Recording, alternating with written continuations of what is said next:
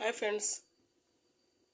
Friends ನಾನು ಇವತ್ತು ಬೆಂಡೆಕಾಯಿ ಚಟ್ನಿ ಮಾಡ್ತಾಯಿದ್ದೇನೆ.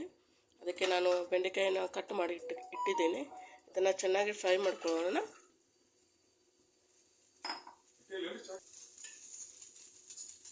ಇದಕ್ಕೆ 1 ಸ್ಪೂನ್ ಎಣ್ಣೆ ಹಾಕೊಳ್ಳೋಣ. ನಾವು ಸ್ವಲ್ಪ ಜಾಸ್ತಿನೇ ಹಾಕೋಬೇಕು, ಯಾಕೆಂದರೆ ಅದು ಸ್ವಲ್ಪ ಅಂಟಾಗಿರುತ್ತೆ, ಅದೆಲ್ಲ ಹೋಗಬೇಕು ಫ್ರೈ ಆಗಿ. ಇದು ನೀಟಾಗಿ ಫ್ರೈ ಮಾಡ್ಕೊಳ್ಳೋಣ. ನಾವು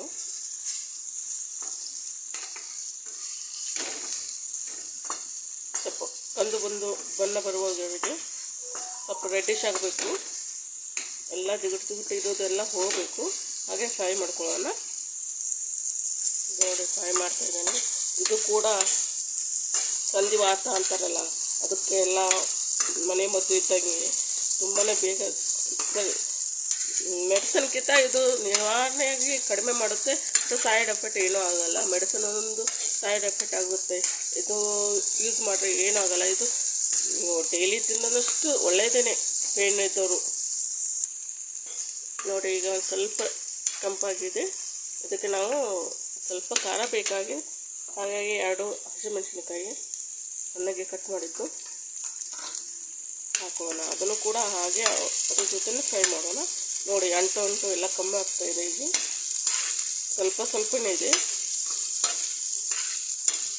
ಅದು ಅಂಟು ಏನಿದೆಯಲ್ಲ, ಅದೇ ನಮ್ಮ ಬಾಡಿಗೆ ಸ್ಟ್ರಾಂಗ್ ರೀಸನ್ ಆಗಿ ಕೊಡುವುದು.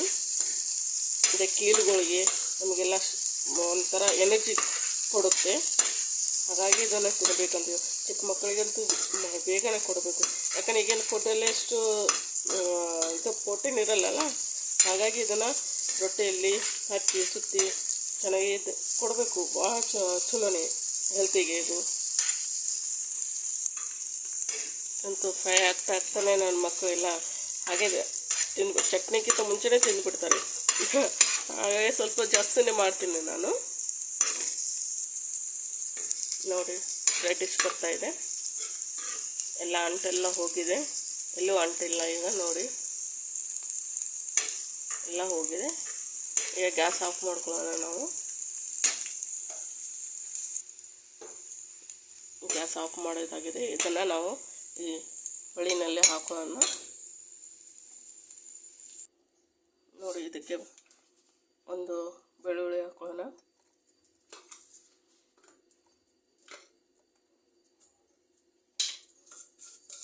ಸ್ವಲ್ಪ ರುಚಿಗೆ ತಕ್ಕಷ್ಟು ಉಪ್ಪು,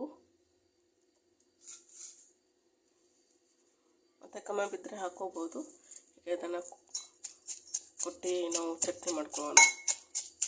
ಇದನ್ನು ಜೋಳ ರೊಟ್ಟಿಯಲ್ಲಿ ತಿಂದರೆ ತುಂಬಾ ಟೇಸ್ಟಿಯಾಗಿರುತ್ತೆ. ಈ ಸೈಡೆಲ್ಲ ನಮ್ಮ ಉತ್ತರ ಕರ್ನಾಟಕದಲ್ಲಿ ಬರೀ ಜೋಳದ ರೊಟ್ಟಿನೇ ಜಾಸ್ತಿ.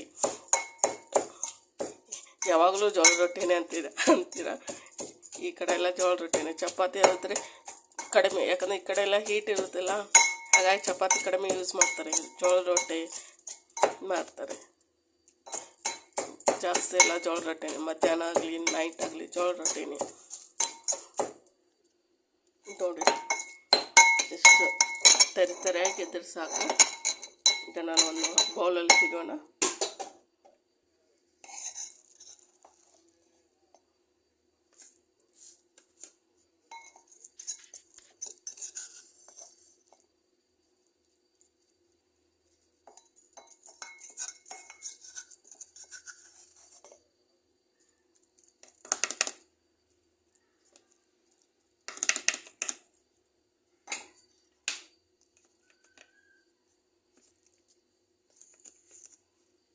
ನೋಡಿ, ಬೆಂಡೆಕಾಯಿ ಚಟ್ನಿ ಫುಲ್ ರೆಡಿಯಾಗಿದೆ.